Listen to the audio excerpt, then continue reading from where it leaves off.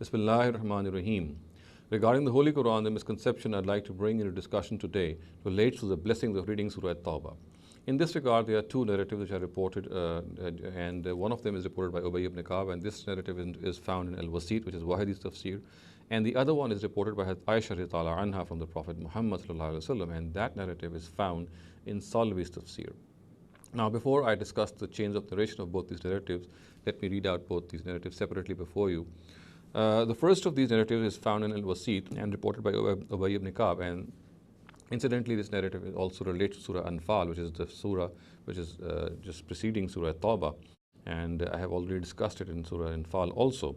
So the narrative says, "Man qara Surat al-Anfal wa bara fa ana lahu shafi'un wa shahidun yawm al-qiyamah annahu bari'un min al-nifaq wa u'tiya min al-ajri bi'adadi kulli munafiqin wa munafiqatin fi dar ad-dunya ashra hasanatin wa muhiya anhu ashra sayyi'atin wa yurfa'u lahu ashra darajat wa kana al-arsh wa hamalatuhu yusalluna alayhi ayyama hayatihi fi dar ad-dunya." So the Prophet Muhammad is reported to have said that a person who reads Surah Anfal and Surah Tawbah, then I am his intercessor on the day of judgment, and I shall on the day of judgment bear witness that this person is devoid of any hypocrisy in him, and he shall be granted the reward equivalent to 10 pious deeds for every hypocrite man and woman found in this earth. So for each of them he shall be given the reward of 10 pious deeds, and for each of them 10 of his sins shall be deleted from his account, and for each of them he shall be raised 10 positions, and the throne and those who bear it shall pray for him as long as he is alive on this earth. Let me first point out that this narrative is regarded to be concocted by Hafiz ibn Hajar, and the reason is the existence of two extremely weak narrators. One of them is Harun ibn Kasir, who is regarded to be majhul by Abu Hatim, and the other one is Salam ibn Sulaym al-Madaini, about whom Hafiz Mizzi has the following recorded in his Tahzib al-Kamal. The words are of Yahya ibn Ma'in are Laysa bi shay, and another opinion ascribed to him is Za'ifun la yuktabu hadithuhu. Similarly, Muhammad bin Abdullah bin Ammar al-Musri says that he is Laysa bi hujja, and Ibrahim bin Yaqub al-Juzjani regards him to be ghayr siqa.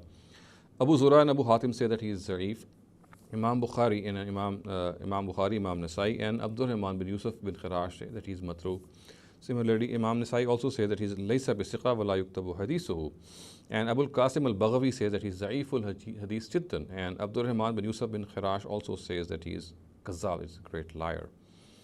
So we can see on the basis of these details why Hafiz ibn Hajar regards this narrative to be concocted.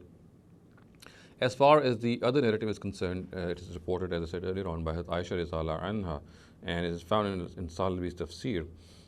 Its words are, the Prophet Muhammad sallallahu alaihi wasallam is reported to have said, "Innahu ma nazala alayhi al-Quran illa ayatan wa harfan khala surah bara wa qul huwallahu ahad fa innahuma unzilta alayya wa ma'ahuma sab'una alf saff min al-malaika kullun yaqul ya Muhammad istawsi bi nisbatillahi khayra."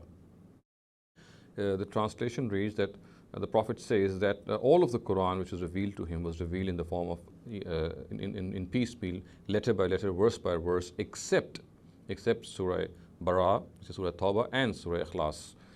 He says that when these two were revealed to him, then 70,000 rows of angels came down with these surahs, and each angel in these rows was proclaiming to Muhammad sallallahu alaihi wasallam that accept what is best from God. Now, I should like to point this out that Hafiz ibn Hajar says that its chain of narration is wahi, and he's not even aware about its isnad, and it is most probably concocted. So, of course, we cannot accept this narrative as well. So, all in all, both these narratives stand rejected because they are not ascribed to the Prophet Muhammad at all. They are fabricated, they have been made up by people. We must totally reject them, and we should disregard them. As far as reaping the blessings of a surah is concerned, the best way to achieve it is to understand that surah, and that can only be done if we read that surah with a good translation. If we are not aware of the original Arabic, we must read the surah by understanding it, and that is what will make us have a very, very living relationship with that surah, and we'll be able to understand what the Almighty has to say to us, and of course that will also inspire us to act and practically follow the guidance which is found in the Quran. أقول قولي هذا واستغفر الله لي ولكم ولسائر المسلمين والمسلمات.